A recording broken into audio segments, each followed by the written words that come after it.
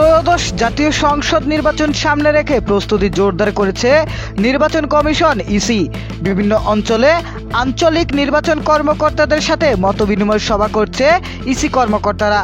শনিবার খুলনা অঞ্চলে নির্বাচন কর্মকর্তাদের সাথে এক সভায় সাংবাদিকদের সঙ্গে কথা বলেন প্রধান নির্বাচন commissioner CEC AM Nasir Uddin. এ সময় তিনি আসন্ন নির্বাচনে বিভিন্ন চ্যালেঞ্জ তুলে ধরেন। সিএসি বলেন, নির্বাচন পদ্ধতি পরিবর্তন করে আনুপাতিক পিআর পদ্ধতি চালু করতে হলে সংবিধান ও আইন সংশোধন প্রয়োজন হবে। তবে আইন পরিবর্তন না হওয়া পর্যন্ত বর্তমানে প্রচলিত নিয়মেই নির্বাচনের আয়োজনের প্রস্তুতি নিচ্ছে নির্বাচন কমিশন। সিসি আরও বলেন, দেশের স্বার্থেই একটি গ্রহণযোগ্য নির্বাচন প্রয়োজন। রাতের আঁধারে আর কোনো নির্বাচন হবে না। সুষ্ঠু ও নিরপেক্ষ নির্বাচন করতে হলে সকলের সহযোগিতা প্রয়োজন।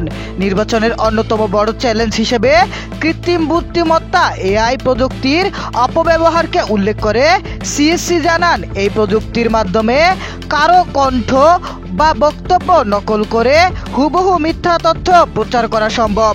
এমনকি ইউরোপের একটি দেশে AI সম্পর্কিত অপপ্রচারের কারণে একটি নির্বাচন স্থগিত করতে হয়েছিল। তার ভাষায়, এটা আধুনিক একটি হুমকি, অস্ত্রের চেয়েও মারাত্মক। তিনি আরও বলেন, সোশ্যাল মিডিয়ায় অপতথ্য প্রচারও এখন বড় চ্যালেঞ্জ হয়ে দাঁড়িয়েছে। একজন ফেসবুকে একটি ভুল তথ্য দিলে যাচাই বাছাই না করে হাজারো মানুষ তা শেয়ার করে দেয়। এতে করে লক্ষ লক্ষ মানুষের কাছে মিথ্যা তথ্য পৌঁছে যায়।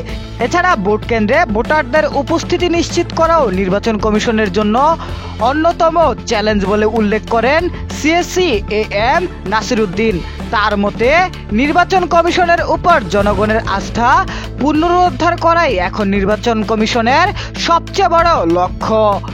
আসন্ন জাতীয় নির্বাচনে নির্বাচন কমিশন সব পক্ষের সহযোগিতা চেয়ে নিরপেক্ষ, অবাধ ও গ্রহণযোগ্য নির্বাচন নিশ্চিত করতে বদ্ধপরিকর বলে জানান তিনি।